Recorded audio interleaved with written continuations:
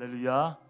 이 시간도 주님이 말씀하시고 성령께서 기름 부으시는 그 은혜의 밤이 되기를 주님의 이름으로 축복합니다. 목사님께서 주위에 있는 모든 종들에게 말씀하시면서 어느 날 이런 말씀하셨습니다.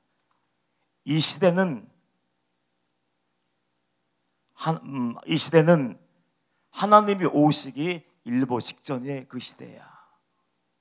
마지막 세대를 살고 있기 때문에 너희들 종들은 목사든지 부목사든지 전도사들인지 너희들은 하나님이 원하시는 말씀을 증거해야 된다. 주님이 증거하기를 원하시는 그 십자가의 복음을 증거해야 된다고 얘기하시면서 마지막 때를 위해서 말씀을 준비할 때 회개에 대해서 얘기해라. 회개에 대해서 선포하고 거듭남에 대해서 선포하고 심판이 분명하게 있는 것을 선포하고 천국과 지옥이 있는 것을 너희들은 끊임없이 얘기를 해야 된다. 그 얘기를 항상 하시면서 예수 그리스도의 십자가의 복음을 증거한다고 이렇게 얘기를 합니다. 저는 항상 이 자리에 설 때마다 똑같은 얘기를 합니다. 회개 없는 구원은 존재하지 않습니다. 우리 모두는 회개의 문을 반드시 통과해야 돼요.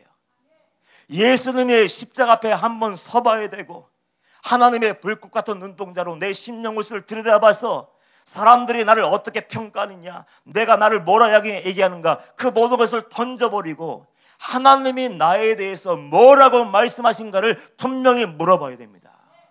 내가 죄인인 줄 모르면은요 평생 회개할 수 없습니다.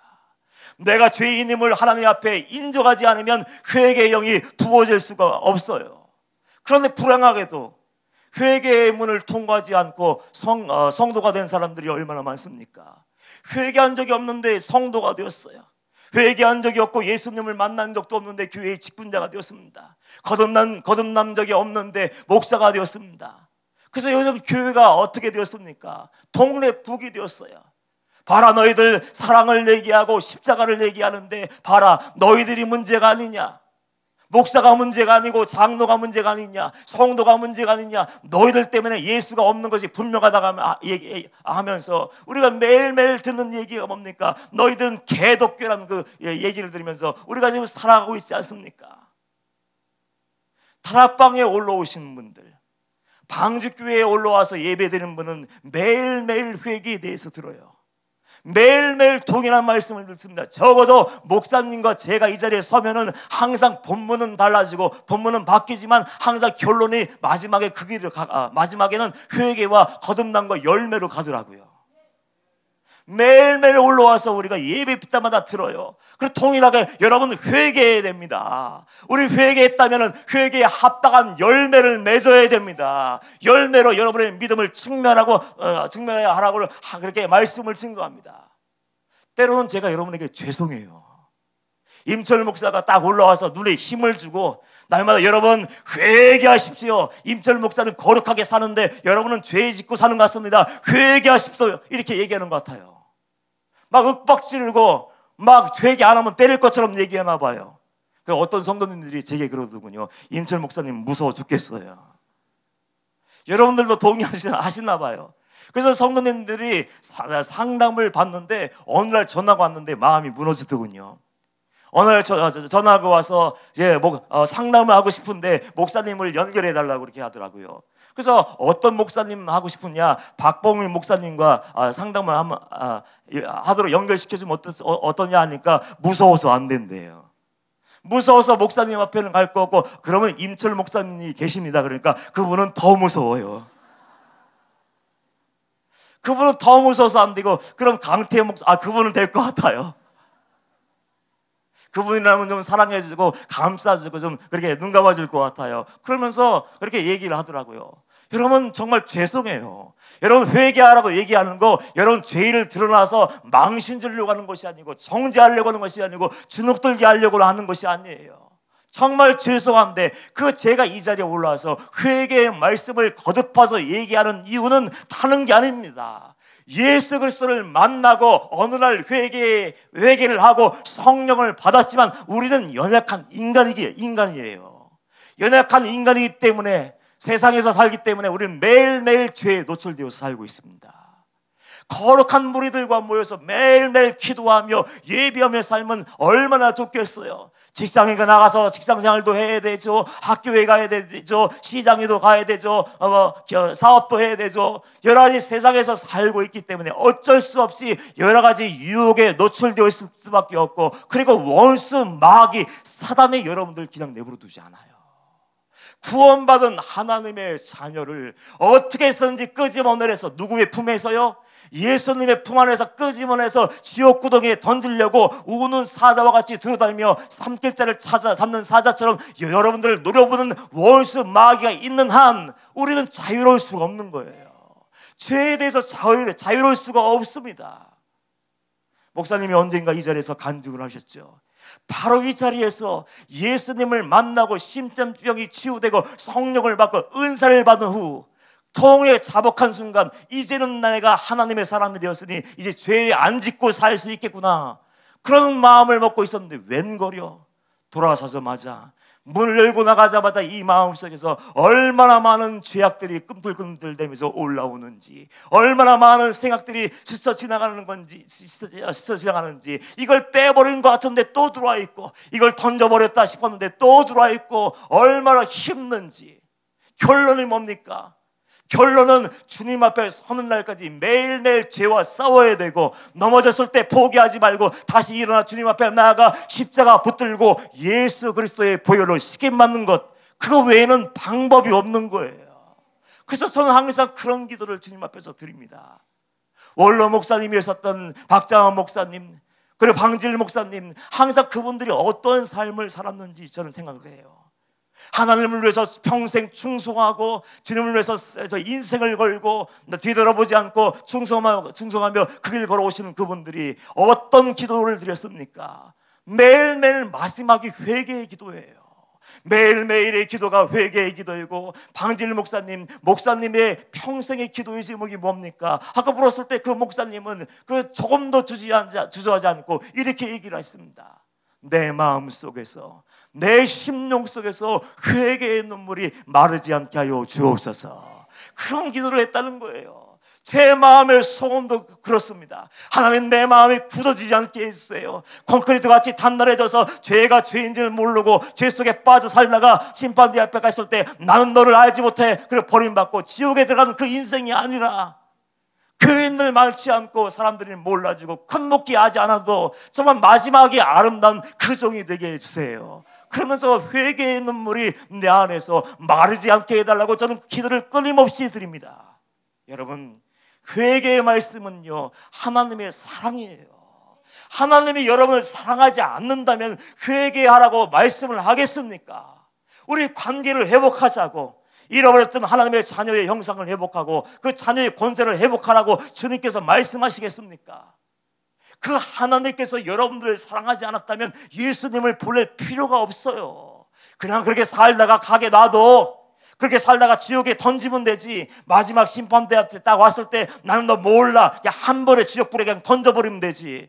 그러면 끝나는 것을 너무나도 사랑하고 너무나도 사랑하기 때문에 독생자 외아들을 아끼지 아니하시고 인간의 낮은 것으로 영접하는 자 없었습니다. 메시아이시고 구원자인 하나님의 아들이 이 땅에 오셨는데 맞아주는 사람이 없어서 그 외양간 말 구에서 나신 분이 그 예수 그리스도예요. 그 예수님이 이 땅에 오셔서 인생을 다 걸고 생명을 걸고 여러분을 위해서 외친 사랑의 한마디가 무엇입니까? 회개하라, 천국이 가까웠느니라. 회개하고 믿고 구원을 받으라. 다른 얘기 안 했어요. 넌 괜찮아, 그렇게 살다가 그냥 예배 드리고 11절 많이 하고 봉사 열심히 하면 너 천국 갈 거야, 그렇게 말씀하지 않으셨어요. 누구든지 회개임을 통과하지 않으면, 돌아서지 않으면, 거듭남의 열매를 맺지 않으면, 그 누구도 아버지의 말씀대로 살지 않으면 그 누구도 하늘나라에 들어갈 수 없느니라. 무서운 말씀을 하셨어요. 여러분, 우리가 하나님의 자녀라면 어떤 마음을 가지고 살아야 되나요? 매일매일이 마지막 날인 것처럼 하나님이 오늘 또 하루를 선물로 주셨는데 그 하나님의 은혜로 하루하루 살고 있는데 그냥 그것을 의미 없이 그냥 흘러버리고 그냥 내 마음대로 사는 것이 아니라 하나님을 내 앞에 모시고 하나님이 마치 내 앞에 계신 것처럼 여기고 그분께 물어가면서 동행하면서 두렵고 떨림으로 나의 구원을 이루어가야 됩니다. 그 구원의 삶, 매일매일 회개하고 매일매일 내 믿음을 점검하고 나는 예수 밖에 있는지 예수 안에 있는지 점검하면서 걸어가지면 않으면 그 누구도 구원을 보장할 수 없는 그 시대에 우리가 살고 있는 거예요. 속고 있는 사람들이 얼마나 많은지, 구원받은 줄 착각하고 넓은 길로 달려가는 사람들이 얼마나 많은지, 마땅히 증거해야 될 십자가 복음을 외면한 종들이 얼마나 많은지요. 저는요 깜짝 놀라요. 말씀 전하러 여기저기 다니다 보면 꼭 그 성도님들이 제게 와서 그런 얘기를 합니다. 한 번 구원은 영원한 구원이지 이게 도대체 무슨 얘기입니까? 지금까지 저는 이런 말씀을 한 번도 들어보지 못했대요. 여러분, 한 번 구원은 정말 영원한 구원입니까? 한 번 구원받았으면 구원파처럼 몇 년, 며칠 내가 예수님 만나고 회개했으니까 나는 구원받는 자녀야, 그거 가지고 영원한 나라에 들어갈 때까지 그렇게 가는 것입니까? 절대로 그렇지 않아요. 성경을 읽어보십시오. 예수님께 쓰임받고 주님께 쓰임받았다, 하나님께 쓰임받았다가 버림받은 자들이 얼마나 많습니까? 한때는 하나님의 손에 붙들려서 나라와 민족을 구원했던 그 용사들이 넘어지는 것을 우리는 너무나도 많이 봤지 않습니까? 그 잘못된 구원의 메시지, 잘못된 진리를 듣고 속고 있는 사람들이 얼마나 많은지 몰라요. 그리고 자신이 스스로 속이는 사람이 얼마나 많습니까? 방직교회에 와서 이제 구원받았다고 이제 회개하고 이제 살겠다고 얘기하던 사람들이 하나둘씩 소리도 없이 떠나가요. 그래서 조사를 했습니다. 왜 방직교회에 등록을 하고 구원받았다고 간증하던 그 사람들이 1년이 지나면 2년이 지나면 왜 사라지니? 소리도 없이 다 도망가 버리니? 그 조사를 해봤더니 그들 중에 이런 분이 있었어요. 너무 어렵다. 매일매일 회개의 말씀을 듣고 매일매일 십자가의 복음을 듣는 거 이게 질렸다. 그냥 매일매일 회개하는 거 이제 싫고 변화도 싫고 열매도 싫고 그냥 옛날 교회로 돌아가서 그냥 그 교회 목사님이 증거하는 대로 한 번 구원은 영원한 구원입니다. 두려워하지 마십시오. 그 얘기 듣고 그냥 편안하게 살겠다는 거예요. 자기를 스스로 속이고 그 거짓 진리를 자기가 선택한 것인데 그것이 바로 하나님의 심판일 수 있습니다. 진짜 복음은 외면하고 십자가의 회개의 복음은 거절하고 내가 원하는 말씀만 듣고 내 귀에 듣기 좋은 말만 듣고 가는 사람들, 자기가 자기 스스로를 지옥불에 던지는 겁니다. 교회의 사명이 뭐예요? 건축을 해서 5천억짜리 교회를 짓고 그것도 부족해서 옆에다 또 5천억짜리 교회를 짓는 것이 사명입니까? 교인 수를 늘리고 교인들을 끌어모아서 재정 벌리는 것이 교회의 사명입니까? 목사의 사명입니까? 목사의 사명은 속고 있는 영혼들, 죄에 빠져 있는 영혼들, 죽어가는 영혼들, 십자가의 복음을 듣지 못한 그 영혼들을 깨우는 것이 목회자의 사명이에요. 스펄전 목사님이 그런 말씀하셨습니다. 목회자의 사명이 뭔지 아냐? 설교의 목적이 무엇이냐? 잠자는 영혼, 죽어있는 영혼을 깨워서 회개케 하고 예수 그리스도의 십자가 앞으로 인도하는 것이 목회의 사명, 설교의 목적이라고 얘기를 했습니다. 그 거룩한 목적을 다 잃어버리고 십자가의 복음을 증거하지 않은 채 헛된 것만 얘기해요. 어느 교회 설교를 들어보았습니다. 어느 교회 설교를 들어봤더니 그 강단에서 박사학위 몇 개 가진 목사님이 나오셔서 한다는 얘기가 예수님의 건강법. 예수님이 건강을 위해서 어떻게 사셨는데 다 연구를 그렇게 깊이 했는지 모르겠어요. 예수님이 건강을 유지하기 위해서 새벽에 일어나셨다. 새벽 기도하러 가셨다. 그러면서 새벽에 일어나서 열심히 운동하는 것이 건강의 비결이고, 교회 안에서 복음을 증거하지 않으라고 그 박사학위 받은 그 목사들이 와서 뭔 얘기하느냐, 그 직장 취업하는 법, 그런 얘기를 하는 교회들이 있더라고요. 얼마나 어이가 없는지, 얼마나 웃긴지 교회의 사명, 목사의 사명을 망각해버렸어요. 그 이유가 무엇입니까? 이 안에 예수 그리스도의 생명이 없는 거예요. 예수 그리스도의 십자가가 여러분을 사로잡고 예수 그리스도의 생명이 여러분 붙들면 여러분 가만히 앉아있을 수가 없어요. 나 혼자 예수 믿고 구원받았으니까 잘 살자, 잘 먹고 편하게 잘 살자, 이럴 수가 없습니다. 예수의 생명이 들어간 사람들, 예수 그리스도의 은혜와 사랑을 경험하고 용서를 경험한 사람들은 담대하게 일어나서 내가 만난 내 안에 계신 예수 그리스도를 증거할 수밖에 없는 것입니다. 근데 사람들은요, 그 예수를 증거하지 않고 예수 그리스도의 십자가의 복음을 증거하지 않아요. 지난주에 오후 예배 후에 한 성도님이, 저희는 오후 예배에 기도 예배를 드립니다. 설교보다 말씀 시간보다 기도 시간이 더 길어요. 기도하기를 원하시는 분은 오십시오. 마지막에 통성 기도를 하고 우리 회개의 기도를 드리고 나라 민족을 위해서 기도하고 자손을 위해서 자녀를 위해서 기도하고 기도를 합니다. 기도한 다음에 기도받기를 원하시는 분들, 주님이 손대실 줄 믿고 확신 가지고 계신 분들 나오라고 하면 제가 있는 힘을 다해서 오후 늦은 시간, 지치고 진이 빠져버린 시간이지만 최선을 다해서 기도해 줘요. 열심히 순서대로 기도해 주고 있었는데 처음 보는 성도님 같아요. 죄송해요. 처음 보는 성도님 같은데 기도를 다 해줬는데 안 가시는 거예요. 그래서 내 기도가 너무 짧았나? 다시 한번 힘줘서 머리도 막 눌러대고 막 그래 하면서 더 지금 믿습니다 하고 저기 기도해 줘야 되나? 고민스러워서 딱 쳐다보고 있었는데 두 눈에서 눈물이 흘리고 있더라고요. 눈물이 그렁그렁하면서 제가 왜 그러시냐고 물어봤더니 방직교회에 등록하려면 어떻게 해야 돼요?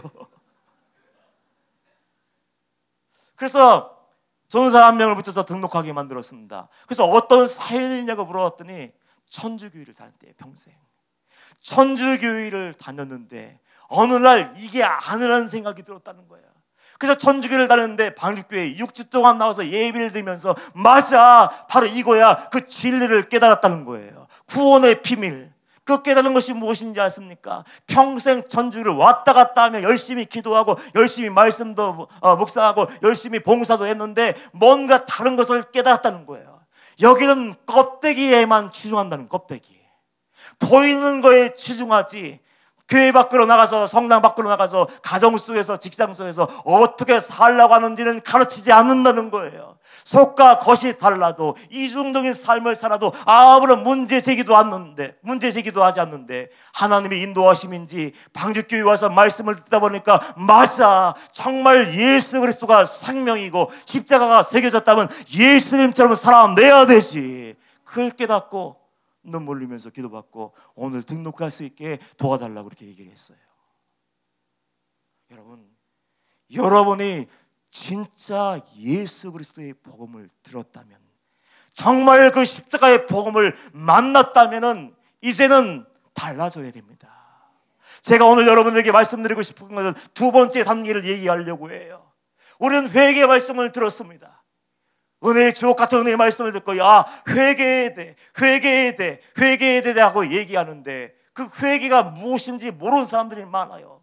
정말 회개가 무엇인지 몰라요. 그래서 성도님들이 제게 와서 목사님, 제가 정말로 회개했는지 어떻게 알 수 있을까요? 정말로 제가 구원받았나요? 구원받은 줄 어떻게 알 수 있을까요? 누가 어떻게 알아요? 본인이 알고 하나님이 아시는 것이죠. 가장 중요한 것은 내가 정말 회개했으면 회개에 합당한 열매를 맺어야 되는 것이죠. 그 열매가 드러나면 열매로 내가 정말 구원받았구나, 정말 예수의 생명이 내 안에 심겨졌구나, 그때 알 수 있는 거예요. 회개의 문을 통과하셨습니까? 회개하는 것 중요해요. 그런데 여러분들 회개하고 그 자리에 머물러 있으면 안 됩니다. 맞아, 은혜의 말씀이야, 맞아, 회개가 최고지, 날마다 두렵고 떨림으로 구원을 이루어야지, 그리고 말만 하고 고기만 끄덕거리고 앉아서 예배만 드리는 것이 아니라 이제는 회개에 합당한 삶의 열매를 맺기 위해서 애써야 돼요. 예수 그리스도가 이 땅에 오신 목적이 뭘까요? 예수님이 이 땅에 오셔서 단지 여러분의 죄만 닦아주기 위해서, 피를 흘렸어, 너를 위해서 다 닦아줄게, 닦아주기 위해서 오신 거라고 생각하십니까? 단지 죄의 용서를 위해서만 오셨다고 생각해요? 절대로 그렇지 않습니다. 예수 그리스도의 보혈로 여러분 씻어주고 사단의 이 소나기에서 건져내고 지옥 불구덩이에서 건져내서 이제 죄사함을 허락하시고 용서해 주시는 목적은요, 잃어버렸던 하나님의 형상을 회복하기 위해서예요. 하나님의 자녀의 권세를 회복해서 이제는 예수 그리스도가 사셨던 것처럼 그렇게 살라고 우리를 건져주셨습니다. 여러분들이 구원받았다면 회개의 문을 정말로 통과했다면 이제는 죄에 안 짓기 위해서 몸부림치고 죄 짓고 나와서 하나님께 나와서 용서해달라고 기도한 것을 뛰어넘고 이제는 예수님처럼 예수 그리스도의 제자답게 살 수 있게 힘과 능력과 지혜를 달라고 기도할 수 있어야 합니다. 그렇게 살 수 있어야 돼요. 마태복음 5장 6장 7장을 읽으라고 항상 얘기하죠. 마태복음 5장 6장 7장 말씀 보면 저와 여러분들이 어떻게 살아야 되는가가 분명하게 기록되어 있어요. 구원받은 하나님의 자녀가 어떻게 살아야 되는가 명확하게 말씀하여 주셨습니다. 여러분들이 지식이 있고 그 한글을 읽을 줄 아는 아는 능력이 있다면 어려운 말 하나도 없어요. 2단처럼 3단처럼 꼬을 것도 없고요, 기가 막히게 풀 것도 없습니다. 그냥 있는 대로 말씀을 읽고 있는 대로 믿고 있는 대로 순종하면 되는 거예요. 주님이 뭐라고 말씀하셨습니까? 팔복의 관문을 다 통과한 사람들, 예수 그리스도의 보혈로 씻김받고 하나님 나라가 임한 사람들은 제일 먼저 마음이 변화해요. 그 마음이 변화되고 저 목적이 달라집니다. 심령이 변화된 적이 없고 여러분의 가치관이 삶의 목적이 말과 행동이 달라지지 않은 사람은 아직도 제자리에 앉아있는 사람들이에요. 자기만의 하나님을 믿고 구원받은 줄 착각하며 안심하고 앉아있는 사람들이에요. 그 심령이 변화된 사람들, 하나님 나라가 임하고 하나님의 마음이 가득 채워진 사람들, 그 다음에 예수님께서 뭐라고 말씀하신지 귀를 기울여 보십시오. 너희는 세상의 소금이야. 너희는 세상의 빛이야. 너희를 구원받았다고 안심하며 감사하며 찬양하며 그리고 앉아있는 것이 아니라 구원받았다면 하나님이 명령하신 그 삶의 자리, 교회라면 교회에서, 가정이라면 가정에서 빛과 소금의 사명을 온전히 감당해야 된다. 그런 얘기를 하시지 않습니까? 빛과 소금의 사명이 뭡니까? 거기에서 예수님처럼 사세요. 따지고 계산하고 감정 내세우고 내 생각 앞세우고 자존심 붙잡고 사는 것이 아니라 예수님과 함께 죽고 예수님과 함께 다시 태어났다면 예수님이 전부인 삶을 여러분이 있는 그 자리에서 살아낼 수 있어야 되는 것이에요. 그것이 주님의 명령이지 않습니까? 가정에서 예수의 향기가 되지 못해서 바로 믿는다고 얘기하는 여러분 때문에 구원의 문이 막혀버리고, 여러분의 삶의 이중적인 삶의 태도 때문에 자녀가 세상으로 다 나아가버리고 자녀가 죄에 물들어버린다면 그 책임은 어떻게 할 거예요? 그 한 영혼, 잃어버린 한 영혼, 죽어버린 한 영혼, 사단에게 잡혀있는 그 한 영혼을 어떻게 할 겁니다? 어떻게 할 겁니까? 내가 다 망쳐버리고 목사님 좀 애 좀 봐주세요, 애 좀 변화시켜주세요, 애 좀 새롭게 해주세요, 그게 됩니까? 이미 다 굳어져 버렸는데. 구원받은 자녀가 제일 먼저 삶으로 살아내야 할 그 자리는요, 여러분의 삶의 자리예요. 빛과 소금의 사명을 감당해라. 노하지 말아라. 맹세하지 말아라. 대적하지 말아라. 주님께서는 우리에게 구원받은 하나님의 자녀에게 하나씩 하나씩 말씀하시면서 나를 따라와, 이 말씀의 길을 따라오면 좁은 문을 발견하게 될 것이고 협착한 길을 발견하게 될 것이고 구원의 문을 발견하게 될 것이야. 그런데 애석하게도 많은 사람들 회개에 대해서 그렇게 오랜 세월 말씀을 들었어요.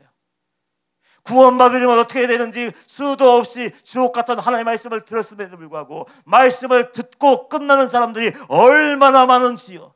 여러분 각자에게 한번 물어보십시오. 내가 구원받고 회개한 다음에 정말로 예수님의 마음을 품고 예수님처럼 살아내고 있고 내가 살고 있는 그 자리에서 예수 그리스도의 향기를 바라며 예수의 편지 사명을 온전히 감당하고 있는가? 그것을 한번 점검해 보면은 내 신앙이 진짜인지 가짜인지, 내가 구원받은 자인지 버림받은 자인지 다 알 수 있어요. 여러분 얼마나 무서운 말씀입니까? 단지 예수님을 알고 있고 성경 말씀을 배워서 알고 있고 기도도 할 줄 알고 찬양도 할 줄 알고 헌금도 들을 줄 알고 섬길 줄 아는 것, 그거 가지고는 소용이 없는 거예요. 예수님께서 마태복음 5장 7장 산상수훈 결론을 내리면서 뭐라고 말씀하시는지 다 알고 있지 않습니까? 나더러 주여 주여 하는 자마다 다 천국에 들어갈 것이 아니요 다만 하늘에 계신 내 아버지의 뜻대로 행하는 자라야 되리라. 들어가리라. 알고 있는 것은 소용이 없어요. 성역 공부 1차, 2차, 10차까지 했어도, 제자 훈련은 아무리 많이 했어도, 선교 훈련을 MFT신지 뭔지 모를 타가 많이 했어도, 예수님답게 구원받은 자답게 예수의 생명이 심겨진 자답게 거기에서 작은 예수의 삶을 살아내지 않으면 주님은 모르신대요. 사람들이 뭐라고 항변합니까? 내가 주의 이름으로 내가 선지자로 됐는데요, 내가 주의 이름으로 능력도 행하고 귀신도 내어 쫓았는데요, 그게 무슨 상관이에요?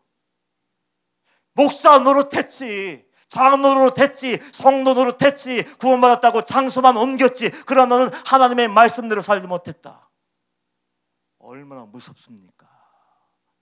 하나님의 말씀이 쉽습니까? 예수님의 구원의 기준이 쉽습니까? 절대로 그렇지 않아요. 구원받는 것은 하늘의 별대기보다 더 어렵습니다. 한 영혼이 정말로 거듭나는 것은 정말 어려운 일이에요. 여러분들이 느끼는 거 아닙니까? 구원받는 자녀가 구원받은 하나님의 사람이 어디 있어요? 둘러보십시오. 여러분의 교회에, 여러분의 가정에 둘러보십시오. 정말로 구원받아서 하나님을 두려워하며 하나님을 사랑하며 하나님을 무서워하며 그렇게 말씀대로 살며 예수님처럼 말하고 행동하는 그 사람이 여러분 주위에 있습니까? 그 사람은 행복한 사람이에요. 조금만 정직하게 십자가 앞에 서보고, 조금만 진실되게 자기를 예수 그리스도 앞에서 자기 본래의 모습을 끄집어내면 나는 영원히 멸망할 자이고 영원한 지옥 형벌을 받을 자라는 걸 분명히 알 텐데, 우리는 두려워하지 않아요. 무서워하지 않습니다. 회개하지 않습니다. 단지 우리가 안심하는 것이 무엇입니까? 이 자리에 올라가서 매 시간마다 회개의 말씀을 듣고 그리고 아무 일도 없다고 그냥 돌아가 버리는 거예요. 그 영혼에게 구원이 있겠습니까? 아무 일도 일어나지 않은 채 말씀과 관계없이, 예수님과 관계없이 살면서 그 속에는 세상 더러운 것이 가득 차 있고 죄가 물들어 있고 사단이 말하는 대로 그 죄악의 일로 달려가면서 구원받았다고 얘기하면 그 사람이 구원받는 것입니까? 저는 저와 여러분들이 하나님의 말씀을 들을 때 심령이 떨리기를 축복합니다. 심령이 떨리고, 아차! 내가 죽을 자였구나. 아차, 내가 구원받지 못할 뻔했구나. 아차, 내가 은혜 받았고 구원받았고 회개했는데 어느 순간 내가 사도나게 속에서 떠밀려가 버렸구나. 예수 밖으로 나가버렸구나. 떨며 울며 통회하며 돌아오기를 축복합니다. 주님은요, 우리에게 어려운 말씀을 하시는 거예요. 저 주님을 정말 믿고 따라가는 삶은요, 내가 완전히 죽어져야 돼요. 예수를 십자가에 못 박는 것이 아니고 매일매일 실패하면서 불순종하면서 예수 그리스도의 십자가에 못 박는 것이 아니고 매일매일 나를 십자가에 못 박으면서 그 믿음의 정상을 향해서 한 계단 한 계단 올라갈 수 있어야 됩니다. 올라가지 않는 자, 머뭇거리는 자, 주저하는 자, 하나님과 세상을 겸하여 섬기고 하나님과 재물을 겸하여 섬길 수 있다는 자는 버림받은 자예요. 얼마나 어려운지 아세요? 오리를 가라 하면 십리를 가라. 갈 수 있습니까? 바쁜 세대에 공부해야 되고 사업도 해야 되고 돈 벌어야 되는데, 오리를 가자 하면 십리를 갈 수 있는 사람이 과연 몇 명이나 있을까요? 예수님 때문에, 그래, 예수님의 마음을 믿고 내가 그렇게 섬겨줘야지 끝까지 승리하는 사람이 몇 명이나 있습니까? 왼편을 때리면 오른편은 돌려낼 사람이요. 아마 여기 있는 분들 중에서 제가 내려가서 하나님의 뜻입니다, 딱이 때려야 되니까 왼편 돌려내시오 딱 하면 뭐라고 할까요? 이런 하면서. 이게 우리의 본래 모습이에요. 속옷을 달라고 할 때 고도까지 벗어줄 수 있습니까? 여기까지는 어떻게 할 수 있을 것 같아요. 저는 여기까지는 어떻게 보면 일을 악물든지 도망다니든지 어떻게 피해보든지 어떻게 알 수 있을 것 같은데, 정말 제가 마태복음 5장, 6장, 7장을 읽으면서 정말 안 되는 것이 있었어요. 왜 이렇게 어려운지, 그것이 바로 오늘 본문의 말씀이에요. 내가 사랑하는 사람을 사랑하는 것은 쉬운 일이에요. 내가 존경하는 우리 목사님 존경해드리고 섬겨드리고 사랑하는 것은 정말 좋은 일이에요. 그런데 나에게 대적하고 나를 괴롭히고 만들고 나에게 불이익을 주고 내 마음에 상처를 주는 사람을 사랑하며 그를 위해서 기도한다는 것은 정말 어려워요. 저는 하나님의 음성을 잘 못 들어요. 뭐가 하나님의 뜻인지도 잘 몰라요. 그런데 가끔가다 띄엄띄엄 어떤 마음을 주실 때가 있어요.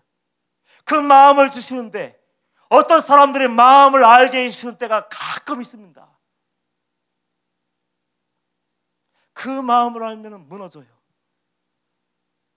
앞에서는 사랑을 얘기하고, 앞에서 존경을 얘기하고, 목사님을 위해서 뭘 한다고 얘기하지만요, 그 뒷면에서 해야 되는 모든 소리가 다 들리고 장면이 보일 때가 있어요. 그걸 알면 이 말씀이 좀 없었으면 좋겠더라고요. 이 사람 뒤에서는 내 욕하고 다니잖아. 이 병신, 아무것도 못해. 전 소망이 없어. 그런 마음 들 때마다 마음이 무너져 내려요. 정말 예수님처럼 사랑하며 예수님처럼 섬겨주며 나를 위해서 욕하고 저주하는 그 영혼들을 위해서 기도해 준다는 것이 얼마나 힘든지. 정말 예수님은 정말 대단하셔요. 인간의 몸으로 오셔서 인간의 성령을 다 가지고 있는 분이 그 멸시천대, 그 모욕, 가정 핍박, 조롱, 침뱉임 당하고 손에 못이 박히고 발에 못이 박히는 그 수모를 당하시면서도 어떻게 하셨습니까? 정말로 있는 그대로 사랑해 주더라고요. 은은 30에 예수를 팔아먹었던지, 저주하고 부인하고 도망갔던지, 현장에서 가가는마다 붙잡혀왔는지 맞던지, 십자가에 못 박으라고 소리를 내든지 상관없어요. 내가 너를 위해서 기도했어. 베드로야, 내가 너를 위해서 기도했다. 있는 그대로 사랑해 주시고, 아니 나중에 변화되어서 전 세계를 복음으로 뒤덮을 그 베드로를 기대하시면서 품어주시는 그 마음, 그 모습, 십자가에 못 박으라고 외치는 그 대적들을 향해서 아버지여 저들의 죄를 사하여 주옵소서. 현장에서 가늠하다 붙잡힌 유인, 사람들은 낙인을 찍어버렸습니다. 어덜터리, 좋은 글씨를 A를 썼을지 모르지요. 가늠한 자입니다. 그리고 뒤에 있는 꼬리표에다가 이 몇 년 몇월 며칠 아무개하고 박씨하고 김씨하고 뭐 하다가 걸린 여자라고 아마 꼬리표를 붙였어요. 사람들은 그걸 평생 기억하면서 동네방네 끌고 다니면서 돌로 쳐 죽이라고 소리를 질러댔습니다. 그것이 인간이었어요. 누구였습니까? 그 당시에 종교인들, 존경받는 제사장과 서기관과 율법사들, 바리새인들이었어요. 종교인들이 그랬습니다. 여러분의 주위에 여러분이 낙인을 찍어놓은 사람들이 얼마나 됩니까? 죄인이라고 낙인을 찍어버리고, 이 사람은 내 편이 아니라고 낙인을 찍어버리고, 이 사람은 나와 상종하지 않을 사람이라고 꼬리표를 붙여놓고 예수 그리스도 밖으로 내미는 사람들, 지옥으로 밀어붙이는 사람들이 얼마나 많을까요? 예수님 그러지 않으셨어요. 사람이 찍어놓은 낙인의 자리에 예수 그리스도의 십자가를 찍어주셨고, 사람들이 꼬리표 달라는 죄인이라고 정죄하는 그 자리에는요, 예수 그리스도께서 흘려주신 보혈의 지우개로 모든 것을 다 지워주셨습니다. 할렐루야. 이것이 하나님의 은혜이고 예수의 사랑이에요. 여러분 마음속에 예수 그리스도의 사랑이 정말 심겨지고, 예수님 앞에 서본 적이 있고 내가 죄인인 것을 알고 예수 그리스도의 십자가의 사랑으로 용서받은 경험이 있다면, 그 용서와 은혜와 사랑이 심겼다면 그 용서와 은혜와 사랑으로 모든 영혼들을 있는 그대로 사랑해 주길 축복합니다. 이것이 제자의 모습이에요.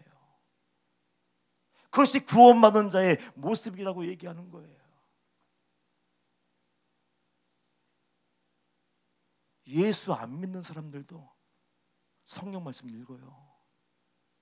예수 믿지 않는 사람들도 성경을 구입해서 읽더라고요. 좋은 말씀, 훌륭한 말씀이라고. 예수 믿지 않는 가정 왔는데 성경 말씀이 걸려 있더라고요.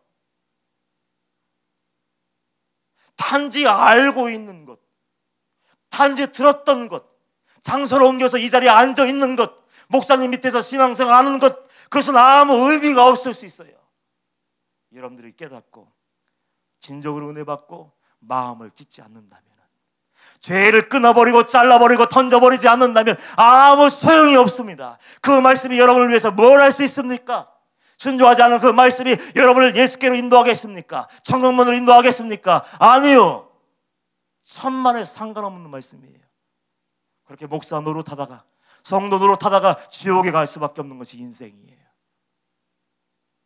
우리 예영이가, 우리 막내가 있는데 예영이 7살짜리 막내가 열감기에 걸렸어요. 40도까지 막 올라가더라고요. 2주 동안 그랬습니다.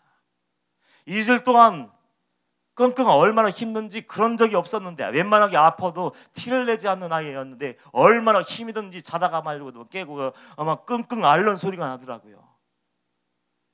그래서 그 아이가 앓고 누워있길래 그 약을 좀 먹이려고 하면요, 안 먹어요.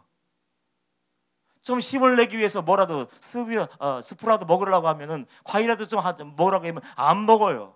왜 이리 안 먹는지, 목이 아픈지 뭐가 불편해서 그런지 먹지도 않는 거예요.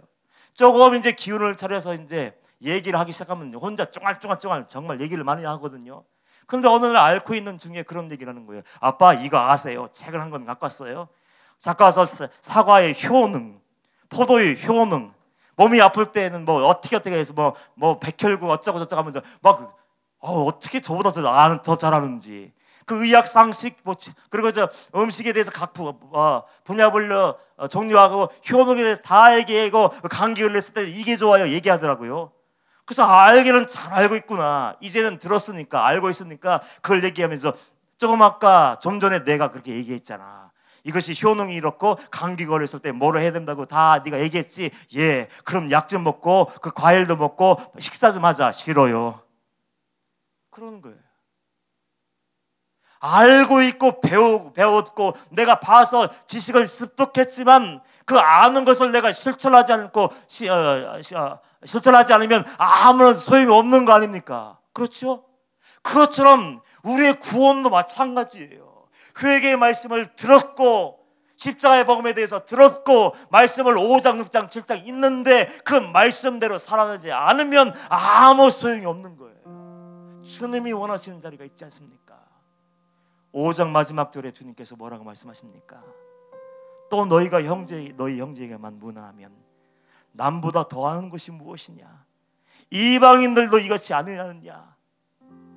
그러므로 하늘에 계신 너희 아버지의 온전하신 것 같이 너희도 온전하라. 하나님의 요구는 내가 정하는 것이 아니에요. 믿음의 어떤 한계선을 내가 정하는 것이 아니고 울타리를 치는 것이 아닙니다. 내가 만든 하나님 구원의 조건대로 사는 것이 아니에요. 하나님의 조건대로. 주님은 완전을 우리에게 요구하십니다.